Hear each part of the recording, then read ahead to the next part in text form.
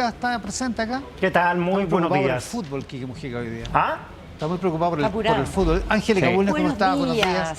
Listos para la foto, listos para el análisis. Ha pasado hartas cosas esta semana. Sí, pues. Una principal. Pero hay una que no pasó, ¿Cómo? que es que no ha llegado todavía el proyecto de reconstrucción al Congreso. Ah, es verdad. Iba a llegar y no llegó. Todavía no se sabe cuándo llega. Hoy día el ministro la Quirós semana no que dice viene. cuándo. El ministro Quirós dice que van a tomar la decisión mañana o la próxima semana. Sí.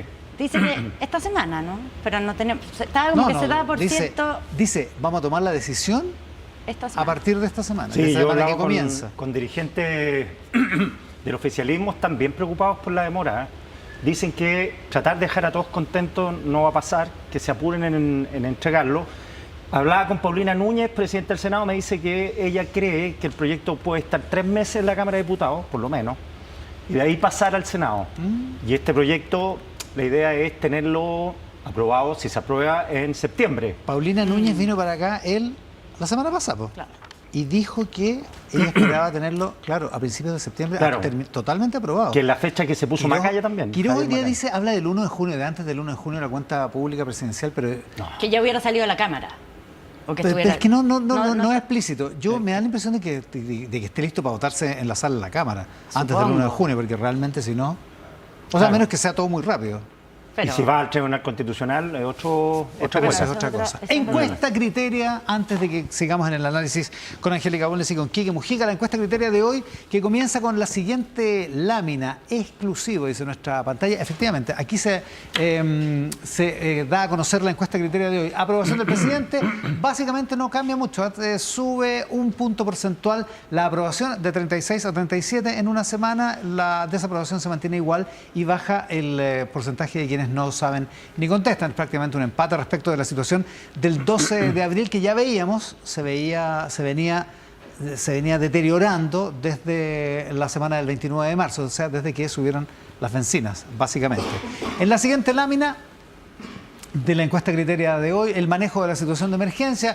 El gobierno ha planteado que Chile enfrenta una situación de emergencia. ¿Cómo evalúas el camino que está siguiendo el gobierno? Aquí se ve otro deterioro un poco más significativo. Entre el 12 de abril y este domingo hay 4 puntos porcentuales menos que dicen que el gobierno está en el camino correcto. Oye, y en el camino incorrecto, Sí, perdón. 46%.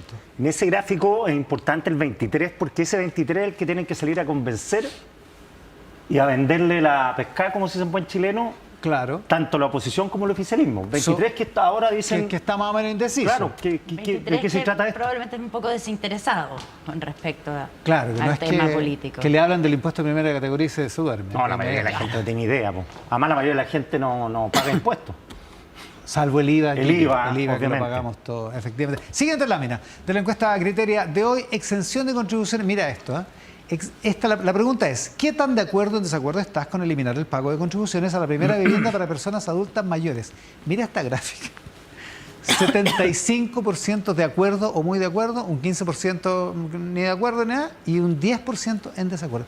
Le he puesto Y es popular. proyecto de eliminación de contribuciones. Claro, es verdad. Pero además A todo el transversal por proyecto. sector. Izquierda, centro, derecha. Es muy transversal, sí. Incluso en la derecha el 79% está... Bueno, a la derecha no le gustan las contribuciones, no le gustan los impuestos, no le gusta nada. Pero nada en ese sentido, digo. Pero es muy impactante, ¿eh? Muy Por eso impactante. cuando A pesar- apareció esto, que fue para la Convención 2, el tema de la exención Sí, de pues, contribuciones, y era como una locura. Y ahora... Y te voy a asegurar que a la Bastante derecha instalado. que no le gusta no es porque encuentren que es muy poco. Ah, claro. Como Claro. los libertarios, probablemente. Claro, porque Querían viene- exhibición total de las Total. contribuciones. Bueno, eso fue en algún momento la proposición. Sí. Ya, sigue. Lámina siguiente de criteria, ¿cuáles son los principales beneficiarios de la exención de contribuciones? ¿Qué tan de acuerdo estás con que eliminar las contribuciones a la primera vivienda beneficiaría principalmente a los hogares de mayores ingresos? De acuerdo con esa afirmación, un 34%, pero en desacuerdo un 32%. Y en la izquierda es donde más se verifica ese fenómeno. Efectivamente, las contribuciones las paga el 25% más rico del país, digamos. Claro. O sea, el 25% que vive en las vive casas en más casas más caras, más caras del país, para ser más preciso. En la derecha un 26% y entre los no identificados un 33%, o sea, muy parecido al total, son los que están de acuerdo en que esto beneficia a los hogares de mayores ingresos. Siguiente lámina de la encuesta Criteria de hoy, el impacto de la exención de contribuciones en los ingresos municipales. Esto reduciría los ingresos de las municipalidades, afectando servicios locales. De acuerdo o en desacuerdo, un 33%, de acuerdo o muy de acuerdo, un 28% en desacuerdo y un 39% que no está ni en lo uno ni en lo otro. Y los no identificados un 27%. Es bien parejo, ¿eh? Sí, sí. Ahora, claro, se le preguntaban, ¿está de acuerdo que no le saquen la basura porque no va a haber plata para pagar el... Ay, no sé si... O el colegio, no sé qué, Claro, o las luminarias. claro. Ahora, el gobierno, para ser justo, otra cosa es que efectivamente la gente puede no creerle, pero el presidente cuando lo anunció dijo que una cosa, aportó un dato, que es que se iba a compensar en el fondo municipal. en el fondo común municipal. Claro, no digamos. completo, pero una parte importante. Pero es que Quirós lo dijo al día siguiente, me parece, ¿no? En la conferencia de prensa, dijo que eran más o menos 200 millones de dólares y que se iban a compensar 130, que es el 65%. El 65% que va al fondo común. Porque el 65% de las contribuciones va al fondo común Claro. municipal. Exactamente. Ese es el cálculo que hacen en Hacienda.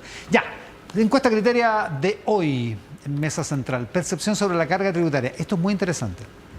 Pensando en lo mejor para el país, ¿con cuál de las siguientes frases te sientes más identificado respecto de los impuestos?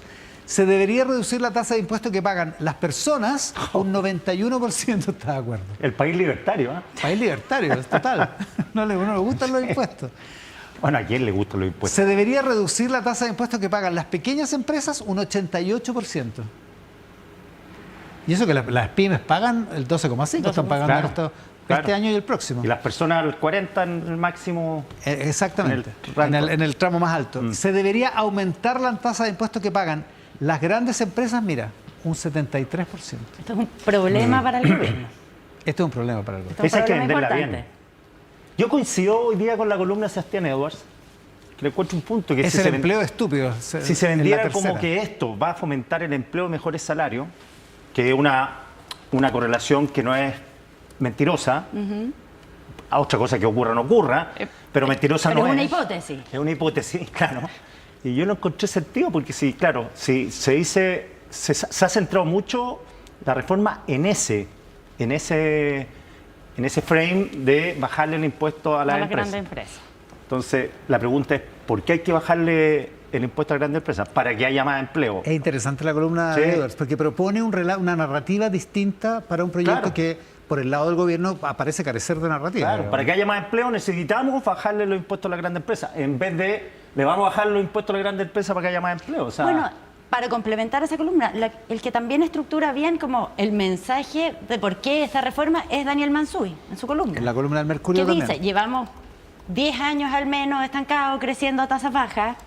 Este país necesita crecer más porque si no, no hay plata para, por de pronto, financiar las demandas sociales. claro. Y para eso necesitamos hacer algo distinto a lo que hemos estado haciendo y eso es lo que está haciendo el gobierno con este proyecto. Pero Claro. él también dice, el gobierno no ha logrado comunicar bien ese relato. Porque lo intenta, el discurso del presidente el miércoles, ¿no? Sí. Lo intenta al principio, dice, y se hizo, no se trata de echarle la culpa al gobierno anterior, pero mire, desde hace 12 años crecemos de esta manera, desde hace 12 años hemos cambiado los impuestos, intentamos una reforma tributaria que iba a recaudar 8.000 millones y recaudó mucho menos. Intenta de alguna manera decir lo que dice Daniel Mansuy de otra Claro, hay que manera en cambiar su el columna plan. del Mercurio de hoy. Ahora, el punto es que el gobierno, no solo el gobierno, también en la campaña presidencial, la campaña de Carolina Toá, por ejemplo, lo argumentaba, y el propio ministro Marcel lo argumentaba, aunque con matices, la tasa de impuesto corporativo, la tasa de primera categoría, es poco competitiva porque es mayor que el promedio de la OCDE. Que es 23. No obstante eso, 23. Claro. Aquí en Chile es 27. No obstante eso, la gente piensa que se debería aumentar la tasa de impuestos que pagan, pero preguntó Criteria respecto de eso. Mira la siguiente lámina.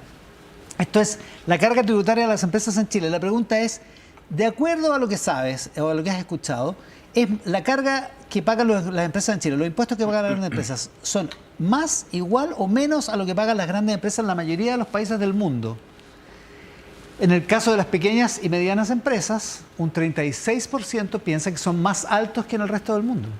Pero en el caso de las grandes empresas, que efectivamente son las que van a estar beneficiadas por la rebaja del impuesto de primera categoría, el 43% piensa que son más bajos que en el resto del mundo. O sea, la gente piensa que en el caso de las grandes empresas hay que subirle los impuestos y piensa que además pagan menos impuestos que en el resto del Claro, mundo. más allá que sea verdad o no, hay que hacerse cargo de la percepción. Claro, porque no es verdad. Claro. En la práctica no es Exacto. verdad. Pero hay que A lo hacerse mejor cargo. había que partir por ahí. ¿Por qué? En Por el hacerse- relato comunicacional. Había que partir porque las empresas en Chile pagan menos, Más. o sea, pagan más que en el resto del mundo, o por lo menos en los países europeos. Pero bueno, la percepción de la gente es lo que es. Y Así lo es. importante es la percepción, como dice el Quique. Ya, las últimas dos láminas de la encuesta Criteria de hoy. El conocimiento del almuerzo del presidente con los ex compañeros de universidad. ¿Estás enterado o has oído hablar sobre el almuerzo? Un 88% escuchó del asunto. ¿Ya? Estamos claros. Siguiente lámina. El nivel de acuerdo con el almuerzo. ¿Cuándo de acuerdo estás con que el presidente utilice las dependencias de la moneda y a sus funcionarios para realizar reuniones sociales con amigos? Un 59% está en desacuerdo o muy en desacuerdo, 20% ni lo uno ni lo otro y un 21% está de acuerdo o muy de acuerdo. Ayer leía en un reportaje, La Tercera, que decían que bueno que pasen estas cosas, estoy parafraseándolo, en el gobierno, porque son problemas menores y no que se estén discutiendo los problemas mayores. Yo tengo No estoy mis tan dudas, segura. fíjate, porque este tipo de cosas son las que horadan un poco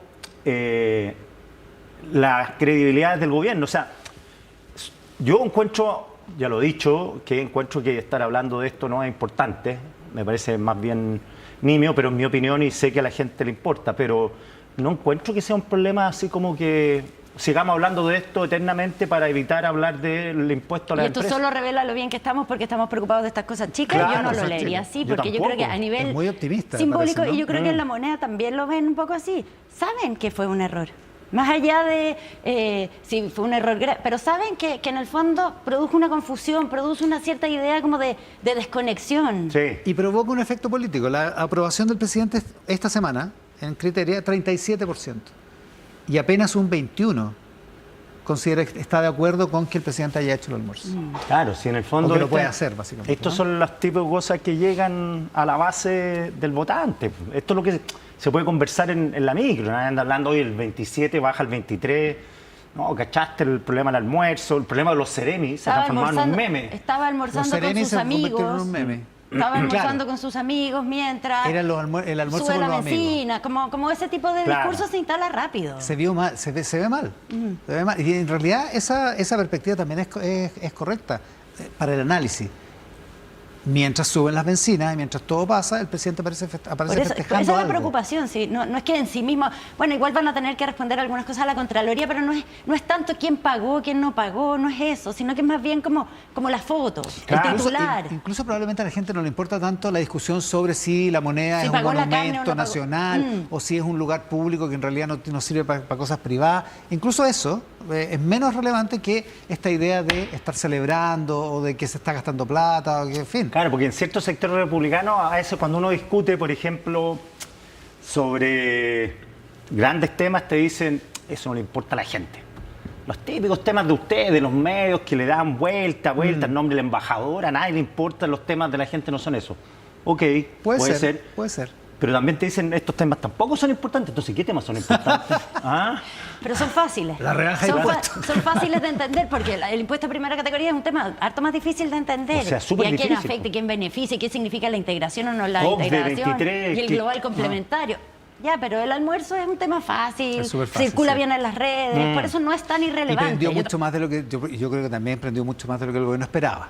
También. O sea, el lunes cuando empezó esta controversia estaba como ahí, parecía una cuestión menor. Bueno, de hecho es un tema menor. Claro, En un sí, sentido ese es es un el tema punto. menor. Si el punto es que se vuelve un tema cuando la gente considera que está afectando la credibilidad del gobierno. Y los temas, si son menores o mayores, los considera la gente. Exacto. Uno tendrá opiniones al respecto, pero el grueso, si está en esa, bueno, es un problema. y si Ahora, estamos hablando de eso, es que finalmente fue un error. No Totalmente. pasado. y 88% lo supo y no me acuerdo cuál es el número 59, creo que está totalmente en desacuerdo con que fuera. Dicho eso, en ese contexto viene la mega reforma. Y ahí es donde empieza ahora sí, como en alguna de las columnas de hoy dice, el gobierno empezó, creo que la de Daniel Mansuy, ahora sí que empezó el gobierno. ¿verdad? O sea, Quique Mujica y Angélica Bulnes, mesa de análisis en el programa de hoy. Hablemos de los que no son del gobierno, para empezar de Franco Parisi, que en algún momento, después de la entrevista que dio acá hace 2 semanas, ¿no? tiró la idea del food, dijo que no le gustaba la reforma así como está, que el impuesto corporativo le parecía un error, insistió en lo del food, como digo, y el gobierno lo agarró. Y durante varios días fue como parecía como el gran Interlocutor. exacto, interlocutor del gobierno, ¿no? Si me dicen que la bancada PDG completa se reúne mañana con el ministro García Ruminot, que va a venir ahora, Los 13. a la 1, sí, y enfatiza el completa, porque el ministro García, la semana pasada, me imagino que sin un ánimo de convencerlo de su voto, citó al diputado Olivares, solo, a su oficina. Que es como- es el Querían más de conversar derecha, de distintas cosas. es el extremo de derecha del PDG. Claro. Ya. Y se juntó con él. El que fue con la capa. Exactamente. Claro, y se juntó solo con Olivares. Entonces ahora se junta con todo, mañana a la 1. Y claro, el tema de Parisi, yo escribí de él, y Parisi está en un plan 2030. Pamela Giles dice que por la coyuntura actual, claro, se reposicionó su figura presidencial por la coyuntura de que el gobierno tuvo los problemas con la benzina. Salió Parisi a hablar, el gobierno me parece como que lo eligió como interlocutor. Me dicen Boric está en las reuniones con la izquierda española, Bachelet está con la ONU, Janet Jara está resolviendo sus temas internos en el PC, Tomás Bobanovich está en la alcaldía de Maipú. ¿Quién está al otro lado? Es Parisi. Y al gobierno yo creo que le conviene más Parisi que otra figura. Ahora, con el riesgo de levantarlo alto, pero él está en campaña y lo que decía esto es muy cierto. Yo he escuchado a todos, no a todos, pero a buena parte de los diputados o autoridades que dicen, bueno, y el food, que fue idea de Franco Parisi. ¿Te has fijado? Recalcan Claro. que fue idea de Es Franco verdad. Parisi, Es verdad. porque con eso dicen, bueno, Parisi no le gusta el proyecto porque dice que hay pocas medidas para la clase media, pero Pamela Giles, que es muy inteligente políticamente, dice la verdad que nosotros estamos mirando esto, lo que queremos es tomar una posición No tenemos juicio todavía. conjunta, Claro. porque tienen, y lo reconoce internamente, tienen el trauma de la bancada pasada que duró menos que un suspiro. Claro, que partieron siendo 6. Eran 6 y no quedó terminaron en ninguno. 0. Entonces Ahora está partieron muy- 14 y van en 13. Claro, pero han estado muy preocupados de su unidad y de hecho que sean 13 hoy día en vez de 14 precisamente es más una medida disciplinaria de sacar al que estaba haciendo díscolo que una medida de que como que se estén desbandando, sino que están cuidando su disciplina. Y por el lado del gobierno a nivel legislativo, la estrategia fue al principio ignorar al PDG, a la bancada del PDG. O sea, para el proyecto de las bencinas, para el proyecto del MEPCO y para el proyecto ahora de, no aula segura, De escuelas protegidas, tampoco fueron a negociar. con Perdón, ella. y lo que dice Pamela Giles siempre, ¿por qué no me pusieron de presidente de la Cámara? Todo sería y más no fácil. me transformaba inmediatamente en oposición. Claro. Claro. Ya, pero no los ignoraron para los dos, la tramitación de esos dos proyectos. O los han ignorado o no fueron a negociar con ellos. Un poco para, si tú quieres, bajarle los humos. De que la importancia de que iba a tener esta bancada con sus 14 diputados, que ahora son 13, de que iban a hacer la bisagra de todo. Como un poco para decirle, no nos vamos a rendir ante ustedes. En cambio ahora, para el proyecto de reconstrucción nacional, ya empezó a cambiar eso. Y se les empezaron a acercar, como tú dijiste, se juntaron primero con el diputado Ortiz, como en la duda un poco de si jugar a dividirlos o negociar con ellos. Ellos como creen que dividirlo. Como una bancada completa. ¿Dividirlo? Dividirlo. Dividirlo. Parisi dice que se juntó con Quirós en enero. Que Quirós lo llamó para ir a una reunión, una comida en la casa, estaba con los asesores, y que ahí le habría dicho, Quirós, ¿sabes qué? La verdad que no necesitamos a tus diputados, necesitamos a ti, necesitamos al PDG. Pregunté en Hacienda si era tan así, me dijeron no, que la reunión había sido bien cordial. Pero la versión del PDG es que lo han ninguneado. Claro, Ahora, pero no en fueron la por sus moneda- votos. Claro. Claro. En la moneda, lo que mandaron, o sea, le faltó mandar a hacer un queque, porque de verdad lo que mandaron es lo que decía el Quique, a tratar con guante blanco a París. Por eso te digo, pero cuando Llevan empezó, 2 semanas en eso. Cuando Sí. empezó el proyecto de reconstrucción nacional, hecha estas primeras semanas en que, bueno, uno les habían terminado quitando Con la este presidencia de la proyecto, tal Cámara cual. para este proyecto. Y ahí están viendo cómo manejarse, si descolgar, si negociar como bancada, porque lo que sí es que esta vez, a diferencia de la anterior, Franco Parisi está acá.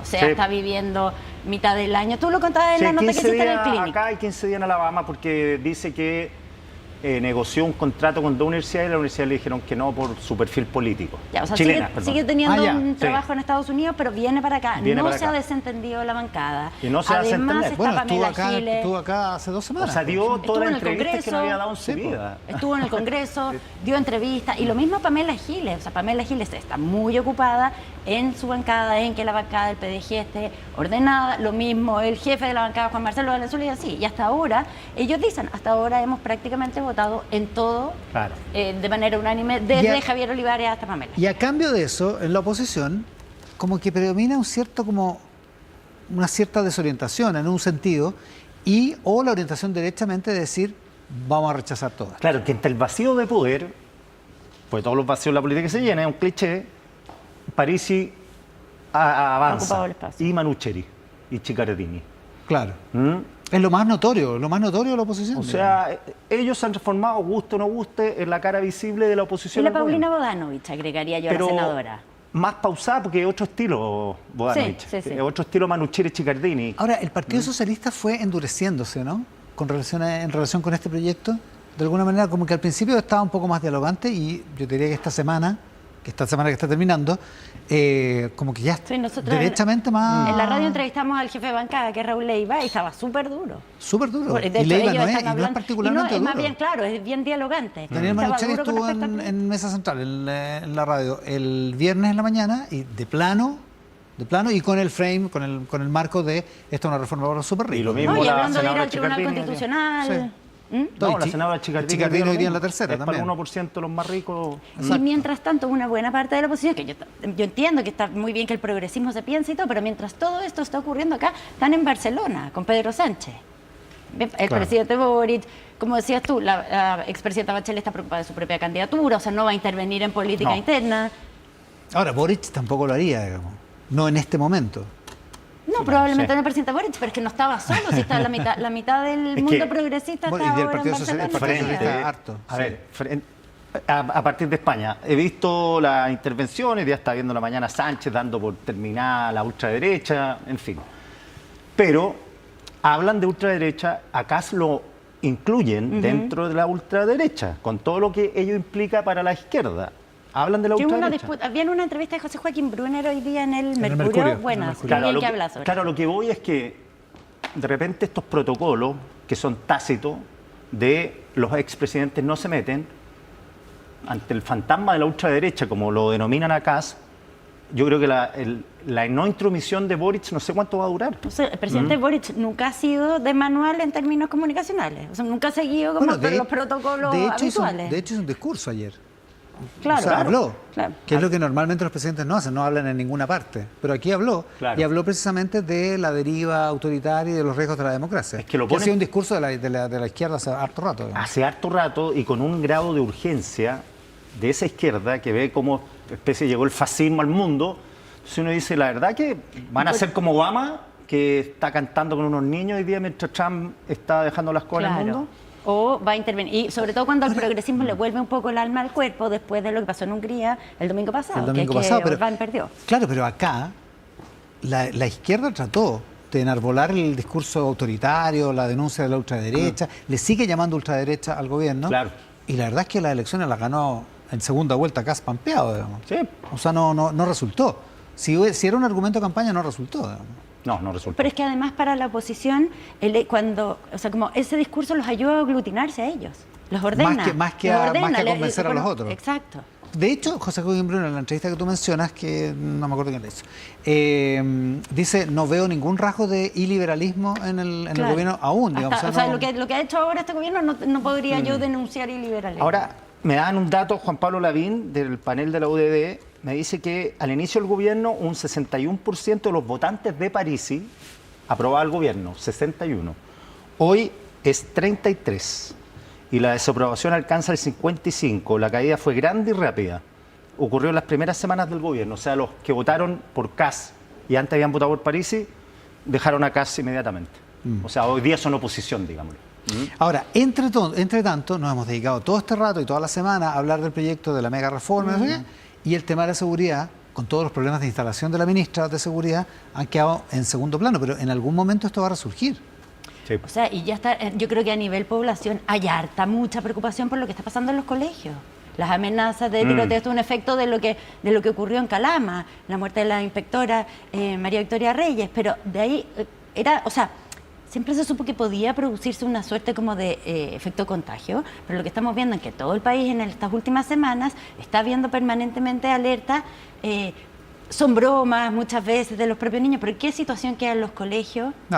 Cuando les aparece una amenaza, ¿qué? Nos van a decir, no, mira, debe ser una broma. Queda en una situación muy complicada. Y Calama podría ser una broma también. Y es algo que está afectando casas. ¿Cómo terminó? Bueno, pero es totalmente transversal, ¿eh? Totalmente transversal. Todos los colegios. Todos los colegios privados, estos últimos días acá en Santiago, en las universidades. O sea, todos los días vemos que pasa, y los colegios quedan en una situación muy complicada. Y esto además está afectando las casas con niños escolares una por una, o sea, se te mete adentro de la casa. Claro.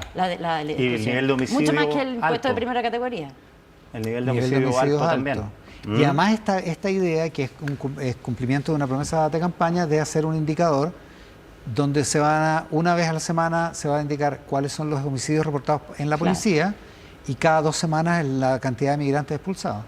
Sí, no sé si es bueno o malo eso. Va a ser los lunes. Mañana viene otro reporte porque empezó la semana pasada. Claro. Se supone que esta semana ha habido menos homicidios, entonces el indicador bajaría con respecto a la semana pasada, pero esto no es tan fácil de controlar. O sea, es una apuesta bien arriesgada. Y no hay ningún experto que diga... Bueno, se lo vamos a preguntar al exministro Cordero más adelante, pero parece no haber ningún experto que diga que es una buena idea hacer un ranking semanal, digamos. Los expertos te dicen que siempre son malas noticias.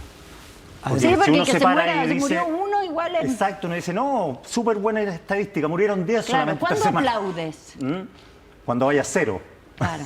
De hecho, en la época post 18 de septiembre, ese infausto 18 de septiembre, ¿te acuerdas que al subsecretario de Vergara, que estuvo en la conferencia que quería estar Monsalve, que tuvo que hacer la vocería en una conferencia de prensa? Llegó Monsalve. Lo criticaron muchísimo por la frase de Vergara, que en el fondo era una buena noticia, que es un enredo. Tratar de presentar como buena noticia algo malo es imposible. Yo me acuerdo cuando dije 0, que estando una vez en Nueva York por pega, hubo 0 homicidio en el día, en todo el día, y eso fue con bombo y platillo.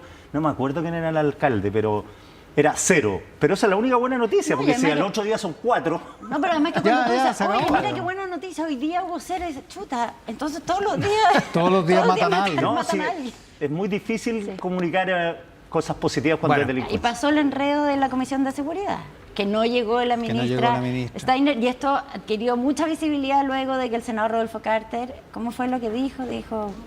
Se derrumba el relato. Se derrumba el relato, porque no llegó ni la ministra ni el subsecretario. Bueno, dicho eso, viene el ministro García Ruminó en el siguiente bloque de Mesa Central, y también el ex ministro de Seguridad, Luis Cordero. Con Angélica Bulnes, con Quique Mujica. Gracias por el programa de hoy. Que les vaya bien. Buenos días. Gracias, buenos días. Hacemos Mesa Central por el 13 en simultáneo con Tele 13 Radio y T13 en vivo, también con nuestros auspiciadores. Central, ministro, muchas gracias por la gentileza de estar acá. Buenos días. Gracias, Iván. Muchas gracias por la invitación. Oiga, el tema, hay varios temas, pero vamos a lo principal, o al tema que se ha tomado el debate, que es la contrarreforma, la reforma tributaria, la ley de reconstrucción, la ley de reactivación. Tiene como 14 nombres distintos. Depende de quién lo diga, lo nombra de una manera distinta. Parece ser que la oposición tiene un relato muy bien armado, muy bien estructurado, relativamente sencillo para explicar de qué se trata esto, y dice, esta es una reforma que beneficia a los ricos. ¿Qué dice el gobierno? Que esta reforma de bajar el impuesto de primera categoría del 27 al 23%, que es el promedio de tasa de primera categoría en la OECD, tiene historia. Lo planteó el presidente Boric, lo planteó en su programa de primarias Carolina Toá, lo plantearon la gran mayoría de los candidatos presidenciales, por supuesto todos los candidatos de la derecha y centro derecha. Ahora, el planteamiento de Boric y Toá siempre era con compensación, sí. O sea que fuera una rebaja financiada. Sí, lo que pasa es que nosotros pensamos que ya no nos quedan instrumentos donde uno pudiera decir, mire, voy a bajar acá y voy a subir allá.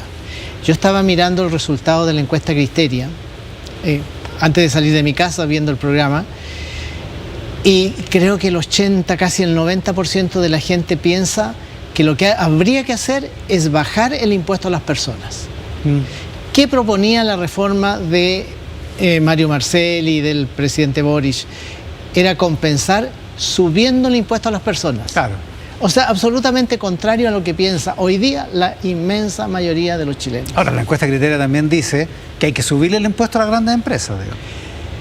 Lo que pasa es que yo creo que ahí hay una desinformación, porque y yo creo que es algo de lo que nos vamos a tener que hacer cargo, porque aquí quienes son los grandes contribuyentes del país son las grandes empresas. Son las grandes empresas y ellos son los que aportan en gran medida el financiamiento de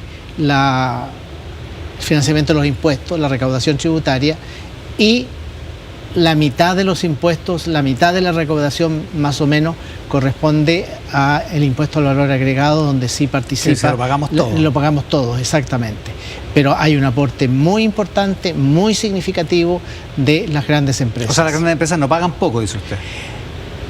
Pagan lo que dice la ley, pagan lo que señala la norma tributaria. Pero, ¿qué nos ha ocurrido en estos últimos años? Es que como nosotros hemos ido subiendo el impuesto de primera categoría, yo tengo aquí algunos números, Iván, nosotros partimos con un impuesto el año 90 del 10%, impuesto de primera categoría, de eso estamos hablando. Y pasamos al 15%. Del 15 nos pasamos al 16, al 16,5, al 17, al 20, al 21, al 22,5, al 24, en fin, terminamos en el 27. Chile perdió competitividad tributaria. Hoy miraba en la prensa que decían el interés que está teniendo el mundo en la minería de toda Latinoamérica, no solo de Chile. Bueno, pero cuando las empresas deciden dónde invertir, miran la carga tributaria, miran la competitividad de la tasa tributaria y nos estamos quedando muy atrás y estamos perdiendo inversión, y nosotros queremos que esa mayor inversión se traduzca en más y mejores empleos, en mantener los actuales empleos y más y mejores empleos. Esta reforma es pro inversión y fundamentalmente pro empleo. Por eso es que llamamos con tanto entusiasmo y con tanta convicción al Parlamento a aprobar. Ahora, es cierto que en todo el conjunto está la rebaja del impuesto a las grandes empresas, que usted lo acaba de explicar, la rebaja del impuesto de donaciones y herencias, la eliminación del impuesto a las ganancias de capital, lo de las contribuciones, que pagan solo el 25% de las propiedades más caras del país. O sea, todo eso apunta a gente que básicamente que tiene plata, digamos, como para estar en esos supuestos, digamos. Lo que buscamos, hay que recaudar 450 millones de dólares pronto, porque esos recursos se van a destinar única y exclusivamente a la reconstrucción de Biobío y de Ñuble, las viviendas destruidas, que son entre 4.000 a 5.000, las viviendas destruidas en los incendios forestales de febrero pasado. Necesitamos recaudar eso. ¿Y cómo pretendemos recaudar? Precisamente que la gente pague hoy impuestos que tendrían que pagar mañana, por ejemplo, el impuesto a las donaciones, el impuesto a las herencias, en fin. Eso nos permite recaudar sin subir impuestos, pero nos permite asegurar de que va a estar la plata para la reconstrucción. El ministro Buduje... O sea, ese es el sentido. Ese es el sentido. Donaciones, herencias, la repartición de capitales, todo eso. Todas esas son medidas para juntar los 450 millones de dólares que nos urge tenerlas para poder financiar la reconstrucción. El ministro Buduje lo que más nos pregunta es todos los días cuándo tengo la plata, cuándo dispongo de la plata para poder financiar la reconstrucción. ¿Y qué dice usted, qué responde usted cuando la oposición dice le están haciendo un regalo a los súper ricos del país, al 1% más rico del país? No, yo le pido que a los parlamentarios de oposición que revisen lo que fueron sus propios planteamientos. Esto de rebajar el impuesto de primera categoría lo planteó en algún minuto el propio presidente Boric en una cena con los empresarios del país. Se comprometió incluso a enviar un proyecto en esa dirección. Sí, de hecho, claro, me acuerdo que la discusión era si era 24 o 23, digamos. Sí. O sea, no estamos haciendo algo tan distinto a lo que ellos en algún minuto dijeron que iban a hacer.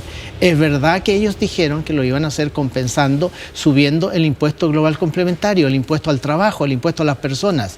Y miren, lo que tenemos. La gente no quiere subir el impuesto a las personas. Ahora, la inmensa mayoría de los chilenos estima que los impuestos que hoy día están pagando las personas son todavía son muy altos. Muy Ahora, altos. dicho eso, convengamos en que la derecha en esa ocasión rechazó la idea de legislar, digamos, de esa reforma tributaria. O sea, tampoco en esa época no le gustaba. No, porque nos parecía, no es que no nos gustara la rebaja, nos parecía que el alza de las personas iba a producir una situación finalmente de menor consumo, iba a afectar la recaudación del IVA y al final íbamos a terminar más o menos empatados. Iván, ¿cuántas reformas hemos hecho con buenos propósitos para financiar mejor salud, para financiar mejor educación, para financiar distintas demandas ciudadanas? ¿Y qué ha resultado? Que hemos recaudado menos. O hemos recaudado lo mismo o hemos recaudado menos. Última reforma, llamada de cumplimiento tributario, que todos nosotros la votamos favorablemente. Se nos dijo, mire, esto va a rendir 1,5 puntos del producto, es decir, más o menos 5.000 millones de dólares. Vamos como en un tercio. Sí, es verdad que quedan como 2 años todavía para ver la recaudación final, pero todos los actores, todos nos están diciendo esto no se va a cumplir jamás que se recaude un 1,5%. ¿Y cuál era el pecado mayor? Es que subíamos impuestos, hacíamos normas buscando recaudar más, nos gastábamos esos eventuales ingresos que finalmente no se producían. Y por eso es que llevamos como 16 años aprobando presupuestos deficitarios, los ingresos no alcanzan a cubrir los gastos y nos hemos tenido que endeudar. Ahora, es contraintuitivo todo eso, que es correcto, digamos. Tenemos presupuestos deficitarios, tenemos un problema, estamos gastando hace rato más de lo que ganamos, por decirlo así, como país, y ahora lo que hacemos es bajar los ingresos. Es como que si nos bajáramos el sueldo, pero mantenemos los compromisos, mantenemos el gasto. De hecho, el ministro Quiroz hoy día dice que hay 1.500 millones de dólares, que será bueno explicarlo en detalle, pero que hay 1.500 millones de dólares que están no financiados en el presupuesto, digamos. O sea, falta plata. A ver, primero decir que ¿por qué lo hacemos? Porque tenemos convicción de que si logramos mayor inversión, primer objetivo, mayor inversión, segundo gran objetivo, mayor crecimiento de la economía. Hoy día estamos creciendo a un promedio de 2% anual. En enero y en febrero no tuvimos crecimiento, tuvimos decrecimiento de la economía. Entonces, si la economía crece al 4%, que es lo que pretendemos a fines del gobierno del presidente José Antonio Kast, y si el desempleo, que hoy día está en 8%, termina en 6 o 6,5%, eso le genera al país un dinamismo en la economía que nos va a permitir compensar con la recaudación tributaria que genera el crecimiento los ingresos que vamos a dejar de producir por esta rebaja del impuesto de primera categoría. ¿Así va a venir el informe financiero? Así va a venir el informe financiero. Que parte de lo que se deja de recaudar se va a compensar por crecimiento. Y tenemos un desfase ahí, sin duda, porque este primer año y probablemente el segundo también, pero se va a presentar un informe que va a resultar completamente financiada la medida ya a partir del año 2028, a partir del año 2029 y a partir del año 2030 ahora, para superar nuestra situación de déficit fiscal, que es otro de nuestros grandes objetivos. No podemos seguir endeudando el país. Estamos en 155.000 millones de dólares de deuda, estamos pagando 4.000 millones de dólares solo por concepto de intereses. Por ese camino, si no rompemos el círculo, este mal círculo de bajo crecimiento, o sea, de bajo empleo, de endeudamiento, de alto déficit fiscal, nuestro país va a seguir empantanado. Y eso es lo que buscamos, hacer que Chile sea un país plenamente desarrollado. Ahora, ¿cómo se le explica a la gente que los beneficios los va a ver en 3 años más? O como dice el ministro Quiroz, a fines de año tal vez o el próximo año. Igual la gente... porque nosotros confiamos... Porque la gente, por otra parte, ya tiene un alza de inflación del mes de marzo y está viviendo el aumento de inflación físico que se está dando en abril, digamos. Iván, este es un paquete de medidas económicas, la mayoría de ellas de carácter tributario. Entonces, claro, uno dice, ¿cuándo comenzamos a ver los resultados? Nosotros esperamos que en un ámbito sensible como es la construcción, lo comencemos a ver en los próximos meses. El proyecto trae exención del IVA a las viviendas nuevas. Tenemos un stock grande de viviendas nuevas que no se han vendido. esperamos que con esta exención del IVA y con otras medidas adicionales que se están tomando, podamos vender gran parte de ese stock de vivienda. En la medida que esas viviendas nuevas se venden, automáticamente las inmobiliarias, las empresas constructoras van a presentar nuevos proyectos de inversión, construcción de nuevas viviendas. Eso nos va a permitir recuperar los 200.000 empleos que la construcción ha perdido. La construcción es un tremendo dinamismo de la economía, porque hay que salir a comprar cemento, salir a comprar madera, salir a comprar fierro, etc. Y la promesa Entonces, ahí es que eso es rápido, ¿verdad? Eso va a ser rápido. A eso no hay que esperar 2 o 3 años, eso comenzamos a verlo a fines de año. Y eso, repito, va a ser muy, muy importante como reactivación económica del país. Eso es en el ámbito de la construcción, pero lo mismo esperamos que ocurra en otros ámbitos de la economía. ¿Cómo cuáles? Minería, por ejemplo, mayor inversión en minería, los 20.000 millones de dólares que acaban de ingresar a la evaluación ambiental y que con las normas que se han ido tomando y que también algunas de ellas están también en este proyecto y que nosotros esperamos que muy pronto esas nuevas inversiones comiencen a producir. Ahora, esos 20.000 millones entraron con la tasa corporativa de 27%, digamos. O sea, digo, no tiene... Lo que pasa es que para la inversión extranjera el tema no es tan relevante. Hoy día un empresario chileno termina pagando 44,45%. Como impuesto, como tasa máxima del global complementario. La inversión extranjera termina en 35%. Entonces también uno tiene derecho a preguntarse por qué la inversión extranjera termina pagando 35% como tasa máxima y un inversionista chileno termina pagando 44,45%. O sea, cuando hablamos de emparejar la cancha, emparejémoslo también para la inversión chilena y que produzca empleo y que produzca riqueza y que produzca dinamismo en la economía. Ministro, hay otro tema que ha enarbolado la oposición más tímidamente, pero con algunos visos, es el tema de los conflictos de interés, a partir de que la exención de contribuciones podría beneficiar a algunos ministros, por ejemplo, o de que hay ministros, como el propio canciller, que hace algunos meses trabajaba en un importante grupo económico, porque era una de las cabezas administrativas del grupo Luxich, y que estas medidas beneficiarían a esas empresas, por ejemplo, que hay otros ministros que tienen alto patrimonio que también se beneficiarían con algunas de estas medidas. ¿Usted cree que es pertinente el debate sobre el conflicto de interés que puede haber en estas medidas? Mire, no tenemos ningún problema con que se haga un debate serio, informado, no panfletario, porque aquí no se trata de descalificar a personas, aquí nadie pretende hacerse rico con estas medidas, nadie pretende que los funcionarios del gobierno, los integrantes del gabinete podamos tener ventajas. No, estamos trabajando honestamente, decididamente, convencidamente de que este es el camino que tiene que emprender Chile. ¿Le parece equivocado que la oposición levante ese tema? La oposición está en su derecho de levantar temas, pero siempre con la seriedad y con la altura de miras, porque tampoco podemos transformar esto en puras dudas y en que todos somos pillos, en que todos somos sinvergüenza, porque afortunadamente no es así. Ministro, el proyecto, este proyecto, el proyecto de reconstrucción, ¿es clave para el éxito del gobierno o no es clave para el éxito del gobierno? Usted lo dijo la semana pasada en la tercera. Esto es clave, el impuesto corporativo es irrenunciable y el proyecto es clave para el éxito del gobierno, y el ministro Quirós dice hoy día que no es clave para el éxito del gobierno. Yo interpreto las palabras del ministro Quirós en el sentido de que la acción de gobierno no se agota con este proyecto. Este proyecto es muy importante. Y el primero que nos recuerda cada semana es el propio ministro Jorge Quirós y por supuesto el presidente de la República. Muy importante, y por eso los equipos de Hacienda y de todos los ministerios, en la medida que han sido convocados, le han dedicado durante este mes de gobierno mucho tiempo, mucho esfuerzo, mucha dedicación.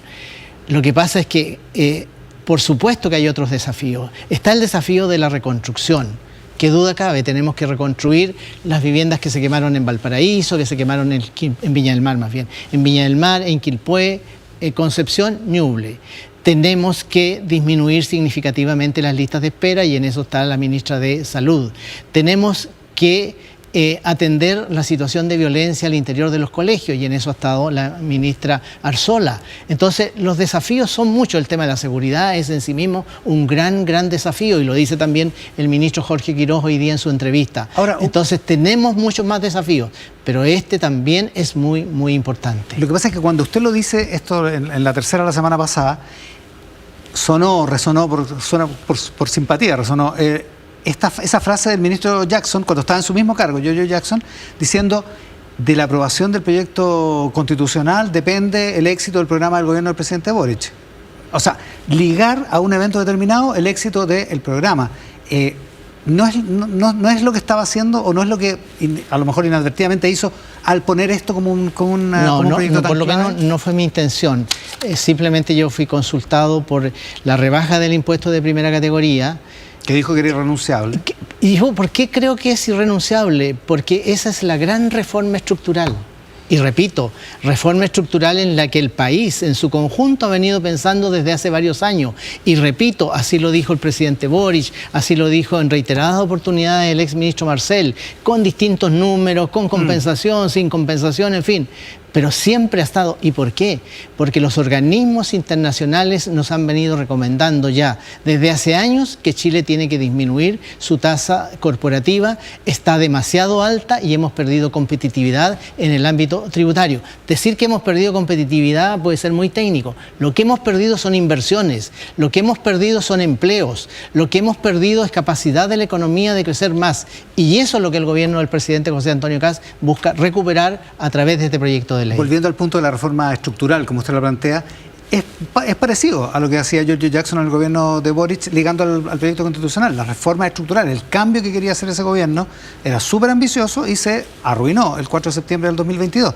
¿No podría pasar algo similar? El hecho de que el gobierno quiera hacer una cuestión estructural importante de cambio, que se vea arruinado si es que este proyecto no pasa. Iván, en el gobierno, en el Ejecutivo, estamos razonablemente optimistas. Sabemos que en las semanas que vienen tenemos que todavía reforzar nuestro trabajo en el Parlamento. Hemos conversado con distintas bancadas parlamentarias, no con todas.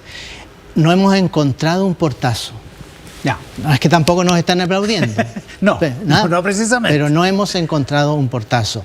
Claro, a veces en las declaraciones públicas uno dice, bueno, pero no es lo que conversamos en privado, pero uno sabe que la política es así.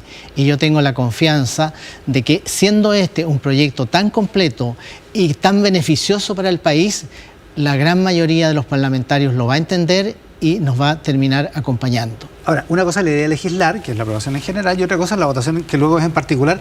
Si ahí se cae la rebaja del impuesto corporativo, ¿se arruina el proyecto? Tenemos nosotros... Porque muchos expertos dicen que lo más importante es la variabilidad tributaria. Hay hartos expertos que dicen eso. También nos dicen que muy importante es la reintegración tributaria. Hoy día solo se usa una parte del impuesto de primera categoría para los impuestos personales. También nos han dicho que eso es muy importante. Ya veremos, Iván, cómo se va cómo van a ser las discusiones en el Congreso. Nosotros nos vamos a dedicar a trabajar, a escuchar también. No solo se trata de decir las bondades que tiene el proyecto, también de escuchar lo que pide la oposición. ¿Por eso se olvidaron de lo de la gratuidad a los 30 años? ¿Por escuchar? Le agradezco mucho la pregunta, Iván, porque en realidad el mérito de los 30 años es de la ministra María Paz Arzola. A ver. Ella desde el primer minuto nos decía, revisemos esto. Quienes la conocemos, además, sabemos el carácter que ella tiene. Ella también es una persona de mucho diálogo y de buscar los acuerdos, en fin. Entonces, siempre nos decía, mire, revisemos esto. Yo creo que aquí estamos poniendo algo que va a causar mucho ruido y que no va a rendir en términos de disminución de gasto público lo que esperamos. Entonces, ella fue desde el día 1, fue muy insistente en que esta materia no estuviera. Y también quiero decir que el propio ministro Jorge Quiroz... que hasta el jueves en la mañana insistía en que esto iba a estar. Es que el ministro Quiroz escucha y resuelve. Cuando se dice de que aquí los ministros Alvarado y García somos los que Son la contraparte de El Quirós. ministro Quirós ha sido determinante en las resoluciones que se han ido tomando. Por lo tanto, yo creo que decir que solo el ministro Alvarado y solo el ministro García somos un gran equipo, un muy buen equipo, somos el equipo del presidente No hay Kast. fisura. Y no hay fisura, Hay no hay matices. fisura, ni siquiera matices. Lo conversamos, nos Ya. ponemos de acuerdo. Eso es. ¿Se va a juntar mañana con el PDG? Mañana con el PDG. En un momento le faltó hacerle un queque a Franco Parisi por lo del fútbol. ¿En qué va eso? Es que, ¿Cómo va ese diálogo? Bueno, yo creo que es materia de conversación, porque en mi opinión, yo quiero recordar que soy contador público y auditor y tengo además especialización Así que en entiende derecho súper tributario. bien esto, ya. El FUT existe hoy día. Sí, po. Existe hoy día. Y de hecho hay una minuta en que aparecen unas medidas como para limpiar contablemente todo Exactamente. eso pagando un derecho. Y- Eso todavía no está, ¿no? Y lo vamos a reforzar además con la, digamos, con esta idea de que tengamos integración total. Entonces, por eso los quiero escuchar para saber exactamente qué es lo que les preocupa respecto del FUT. Me imagino que en concreto deben tener alguna propuesta, y la tienen de hecho, por lo que he visto en la prensa, pero me choca con esto de que pareciera ser que quieren implementar un nuevo FUT, pero el FUT ya existe hoy día, entonces es cosa de ponernos de acuerdo técnicamente. No debiéramos tener allí una gran diferencia. Eso también O me sea, hace... podría haber un acuerdo con el Es PDG. que eso también me hace ser optimista. A propósito, ¿va a entrar? ¿Cuándo va a entrar el proyecto? Yo espero que martes, a más tardar miércoles. No, pero debiera ser el martes. Ya, y va a entrar como un solo proyecto, no lo van a dividir. Es que también es una cosa que a mí me llama la atención cuando nos dicen dividan el proyecto. Entonces yo digo, ¿qué vamos a dividir? Si la gran parte del proyecto es materias tributarias. No, la oposición querría que todo lo popular estuviera en un solo proyecto y todo lo impopular en otro. Pues como por ejemplo la reconstrucción, digamos, que esté separado Bueno, la pero reforma si la tributaria. reconstrucción es tributario. La reconstrucción son normas que nos permitan recaudar los 450 millones de dólares para asegurar el financiamiento de la reconstrucción. Yo estoy seguro que cuando se conozca el proyecto completo, se va a comprender mucho mejor que esto es una integridad y que esto está todo entrelazado. Tampoco es una materia en la que uno pudiera decir, mire, no, es que tiene que ser solo, si hay alguna materia que requiere más explicación, si hay alguna materia que requiere más estudio y que decidiéramos separarla, también puede ser. Pero el proyecto es una integridad y a nosotros nos gustaría mucho que sea tratado como tal y que lo despachemos prontamente. Hay preocupación en algunos sectores por lo del CENSE. Yo en algún momento parece que Por dije lo que del CENSE, ya. sí, que se acababa el CENSE, lo que se acaba la franquicia CENSE, tributaria. sí. Para ser más preciso, me escribieron del Ministerio del Trabajo precisándolo. Y hay preocupación por eso. ¿Le parece que hay alguna manera de que la capacitación real, efectiva y que provoca resultados se pueda seguir haciendo con cargo a las empresas, o eso tiene que quedar solo destinado a los fondos que por ahora es muy poquita plata, son como Públicos, 25 sí. millones de dólares que son fondos públicos? A ver, lo del CENSE, la preocupación que nosotros tenemos es que se ha estado ocupando por algunos, no por todos, se ha estado ocupando en cosas que no han rendido sus frutos. O sea, los trabajadores que van a los cursos CENSE obtienen una mejor remuneración, quedan más calificados. Aparentemente no. Aparentemente no. Ahora, repito, no es justo que metamos a todos en el mismo saco, como decimos, no en la misma bolsa. ¿Se puede revisar? Sí, se puede revisar. Pero lo que no queremos seguir haciendo es destinar recursos que al final son recursos públicos, son de una franquicia, son públicos en el sentido que se descuentan de los impuestos, exacto. ¿verdad? Eso es plata que se deja recaudar. Es plata que se deja de recaudar para algo que no está rindiendo en lo que queremos que rinda. Y eso va acompañado de esta medida en favor particularmente de las pymes de 1.400 millones de dólares que se le va a entregar para que ellos puedan hasta en un 15% sobre la planilla con un tope por las remuneraciones para que puedan financiar el gasto es caja para las pymes. Exacto. O sea, pueden financiar Claro, remuneraciones, compra de materia prima, le devuelve plata de la... pueden pagar el PPM, pueden pagar incluso el diferencial del IVA. Se trata de que reforzar a las pymes. Se nos dice de que este es el proyecto de los ricos. Este es fundamentalmente un gran proyecto en favor de las pymes para que puedan seguir creciendo y puedan seguir creando trabajo. Ministro, muchas gracias por la gentileza de estar acá. Don Luis, ¿Qué tal? Buenas tardes ya. Buenas a esta altura. tardes. Hablemos de seguridad. Hay harto movimiento y al mismo tiempo una instalación de la ministra Steiner que ha tenido algunos ripios. ¿Cómo aprecia la instalación de la ministra? A ver, yo creo que aquí hay dos cosas. Yo creo que es la instalación más bien de la agenda de seguridad del gobierno, más específicamente. Más que de la ministra propiamente tal. Porque es uno de los engranajes dentro del contexto más global, en el fondo. Lo primero tiene que ver con que no es lo mismo la altura de las intenciones que la altura de los resultados, en el fondo, ¿no? Cuando se está en campaña, habitualmente uno mira la altura de las intenciones. Cuando se comienza a gobernar, uno lo que espera son las alturas de los resultados. ¿Es una manera más elegante de decir otra cosa es con guitarra? Otra cosa con guitarra, o bien que es conveniente separar el relato de la campaña del relato de gobernar. ¿A qué se refiere? Lo voy a decir en los siguientes términos. Esta es una administración que asumió no solo durante la campaña, sino que durante todo el trabajo previo, sobre una estructura y un plan muy estructurado y organizado en materia de seguridad pública. De hecho, que interpeló al gobierno del presidente Boric en cada una de sus medidas que adoptó, incluyendo la instalación del Ministerio de Seguridad. Lo que uno esperaba es que, dada la retórica del gobierno de emergencia, es que la etapa de instalación, que los gobiernos son siempre muy complejas, pero especialmente con este relato y con este foco, hubiera menos improvisación que lo que existe hasta ahora. ¿Improvisación? Yo tengo la impresión de que ¿En qué se improvisó? Hay varias cosas que yo creo que demuestran esa improvisación. Primero, la ausencia de un plan. Entonces, ¿cuál es el propósito inicial respecto de qué asuntos desean desarrollarse o instalarse? Por ejemplo, ¿cuáles son los objetivos que tiene el gobierno para el mediado de año y final de año sobre los indicadores centrales que están vinculados a temas de seguridad? Ahora, en el Ministerio dicen que presentaron ese plan. No, está bien. Sí, lo único relevante es cuáles son las metas a las cuales se compromete el gobierno. Lo segundo es improvisación en términos de que yo creo que hay algunas cuestiones en las cuales se han tomado decisiones que tienen que ver con cierta infracción a la ley, la supresión de la unidad estratégica, que es un mandato legal. La ley que creó el Ministerio de Seguridad se hizo con un mandato bien deliberado sobre que la gestión de datos estuviera concentrada en el gabinete del ministro o ministra de Seguridad. ¿Ya? Por una razón muy simple, porque datos hay muchos. Sí, no. Lo que hay es que uno tiene que establecer un mecanismo de integración de los mismos. De hecho, la ley del Ministerio de Seguridad se construye sobre la base de dos principios, que interinstitucionalidad e interoperabilidad.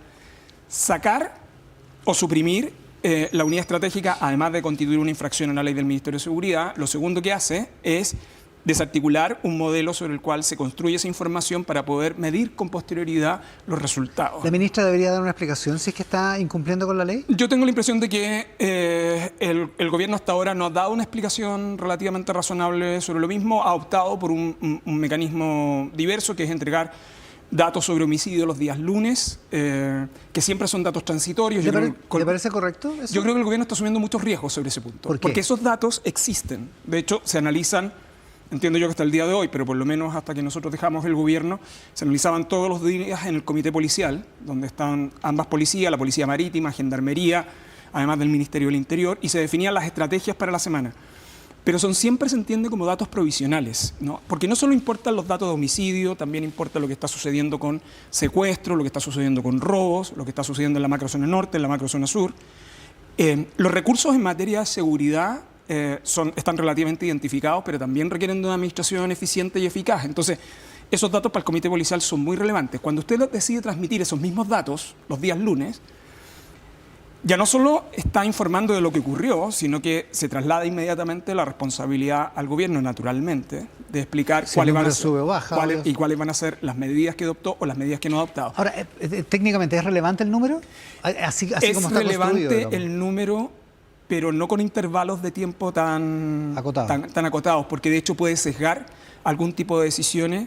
Una de las cuestiones más relevantes en materia de seguridad tiene que ver, uno, que se comunica. Yo creo que el 50% del trabajo está muy asociado a qué se comunica. Las estrategias de comunicación en seguridad tienen algo similar a las estrategias de riesgo en salud o en catástrofe. Y lo otro tiene mucho que ver con las estrategias de desempeño, porque el Ministerio de Seguridad no tiene labores operativas directamente. Y lo que tiene que hacer es articular una red de organismos públicos de muy diversa naturaleza y alinearlos para cumplir un propósito específico.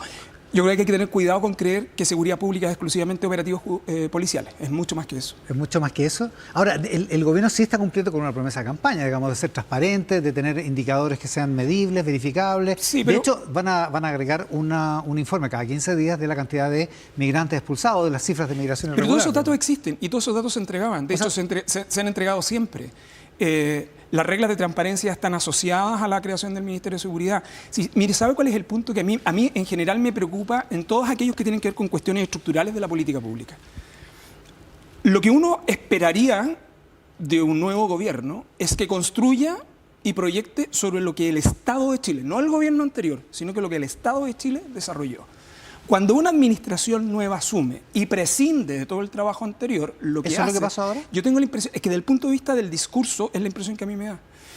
Cuando usted hace eso, el efecto que provoca es que el Estado pierde capacidades. Entonces, una administración que viene llegando debiese ser capaz de mirar cómo construye hacia adelante sobre lo que existe, porque en eso esencialmente supuso la creación del Ministerio de Seguridad Pública por parte del Congreso, ¿no? Es decir, transformar esto, que saliera de la política contingente y se transformara en una política de Estado permanente. ¿Por qué lo digo? Porque cuando usted desarma lo que existe, el Estado pierde músculo para actuar eficazmente. Esto no es un problema de un gobierno que sale y otro que ingresa. Es que cuando hay improvisación, el costo en materia de seguridad pública a las personas es muy alto. Ahora, sí hay un problema de énfasis. De hecho, se criticaba al gobierno anterior, incluso antes de que usted fuera, incluso antes de que fuera ministro del gobierno anterior, que el gobierno no tenía tanto interés en expulsar migrantes por la vía de los vuelos que recomenzaron esta semana a todo esto en este gobierno. Sí, pero por ejemplo, veamos el caso de expulsión de migrantes. La primera, es razonable comparar la expulsión de migrantes con el estándar que se tenía en marzo del 2022, abril del 2022.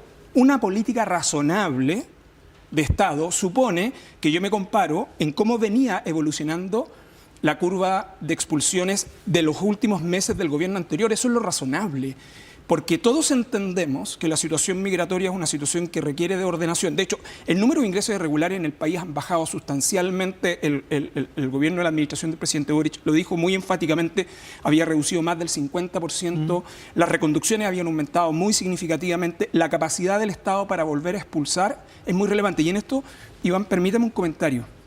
¿Por qué yo pongo énfasis en la altura de las intenciones versus la altura de los resultados?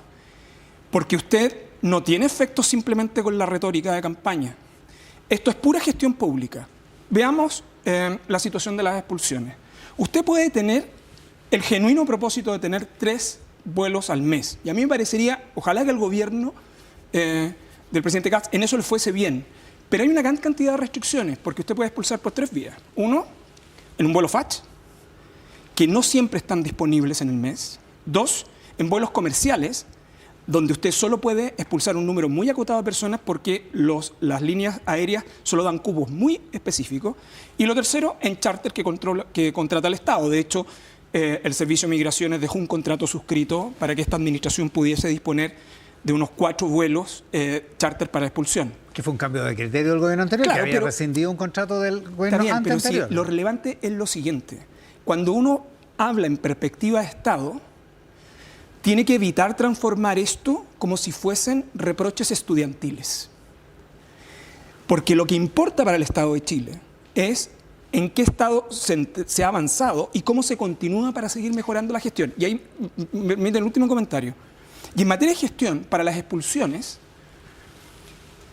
lo que necesita, el Estado necesita una capacidad para detener personas que solo la puede detener por 5 días para que se produzca la expulsión. Entonces, es capacidad logística para disponer de medios y es capacidad de gestión para las detenciones. Entonces, ¿qué sucede? Yo días atrás escuché una autoridad que dice, nosotros vamos a expulsar mucho más que el gobierno anterior. Yo le diría, en esto hay que actuar con algo más de modestia y no tanta soberbia y mostrar qué capacidad de gestión se está realizando para poder cumplir eso. Algo similar pasa con la posibilidad de tener relaciones consulares con Venezuela, porque ahora no se puede. No solo no se puede, sino que además, a consecuencia de las declaraciones del gobierno días atrás, el ministro de Exteriores de Venezuela dio un portazo. Yo creo que en este tipo de cosas lo relevante más que hablar públicamente es la gestión de nuestra Cancillería, que por cierto tiene una larga experiencia en este tipo de asuntos. La situación con Venezuela requiere una situación de resolución pronta. Recordar que las relaciones diplomáticas con Venezuela se cortaron literalmente por decisión de Venezuela, no por decisión del Estado de Chile. Y este es un ámbito respecto a los nacionales venezolanos donde tenemos un gran problema, tanto desde el punto de vista de la expulsión como de otros fenómenos también, como la privación de libertad. El director de Migraciones decía ayer entre 13 fin de Frank Sauerman, decía que se va a aprobar muy pronto no me acuerdo si el primero o segundo trámite ya constitucional, el convertir en delito el ingreso irregular.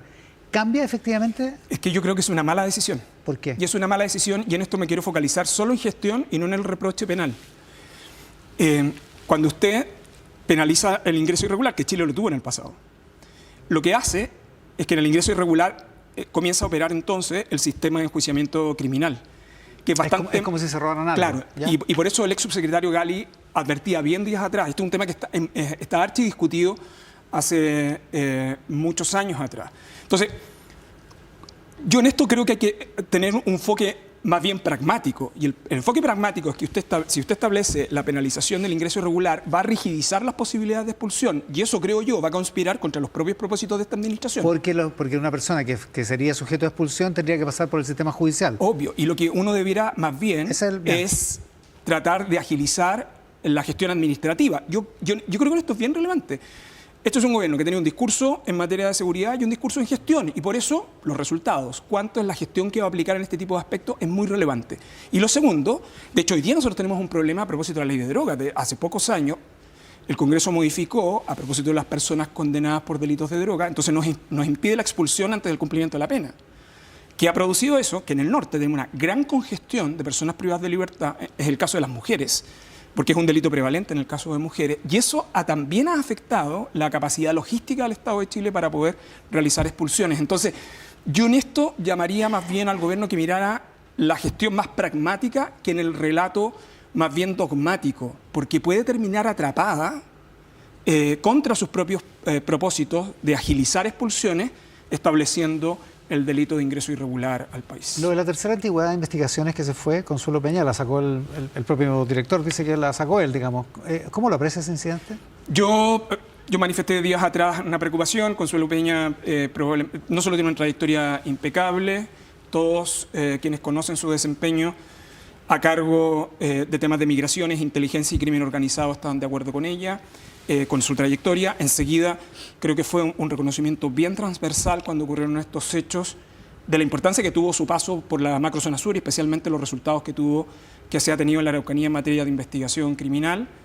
Y lo tercero, yo vuelvo a reiterar, la primera obligación de las autoridades civiles es resguardar la jerarquía y obediencia de las policías y evitar que las policías y sus máximas autoridades queden en posibilidades de entredicho frente a una comisión en el Congreso. La primera obligación de las autoridades civiles es cuidar sus instituciones. ¿Debería dar una mejor explicación el director Serna? Yo tengo la impresión de que es una responsabilidad de la autoridad civil. Yo creo que no hay que tener mucho cuidado en un aspecto. ¿En qué sentido? En el siguiente aspecto. ¿En que la ministra lo pidió? En el siguiente aspecto. Yo creo que no es razonable, para resguardar adecuadamente el Estado de Derecho en Chile, pedirle al director superior de la policía, como podría ser también a un comandante en jefe de las Fuerzas Armadas, que revele una conversación con un ministro de Estado.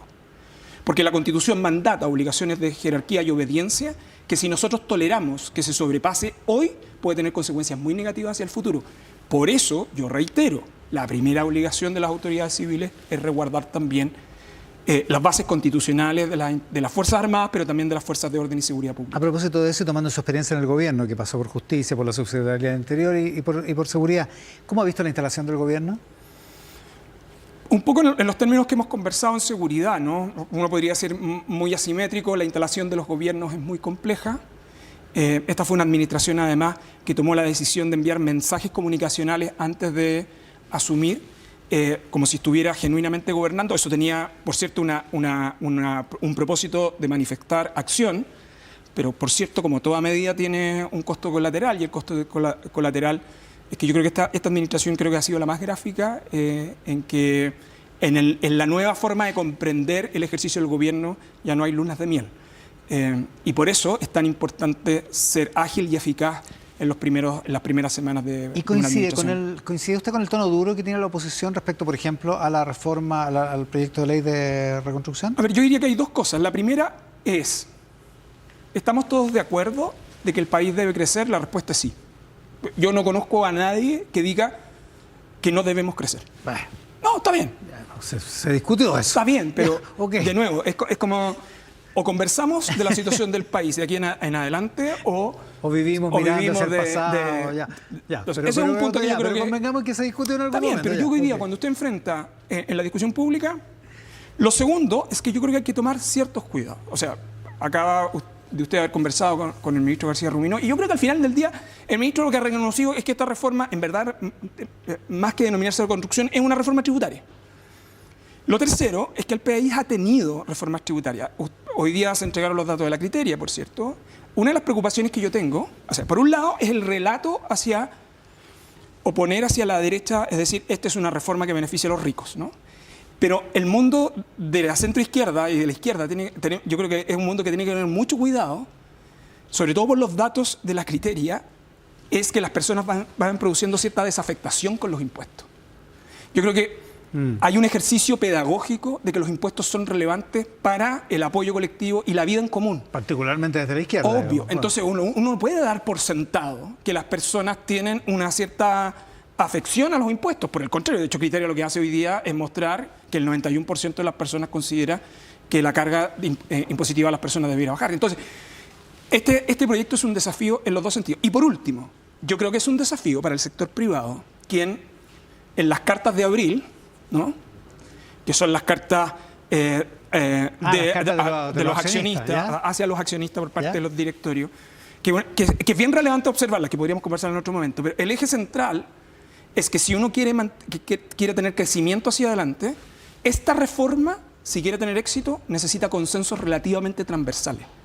Si lo que quiero poner en una sola idea, esto a propósito de la entrevista del ministro Quiroga, que puso énfasis en dos cosas, de las varias, por lo menos de las que yo trabajo, ¿no? Invariabilidad tributaria y compensación por nulidad de resolución de calificación ambiental, que yo creo que tienen muchos detalles. Cuando usted tiene invariabilidad tributaria, de hecho, la manera en que se está pensando, usted está hipotecando y rigidizando la potestad tributaria constitucional por 25 años.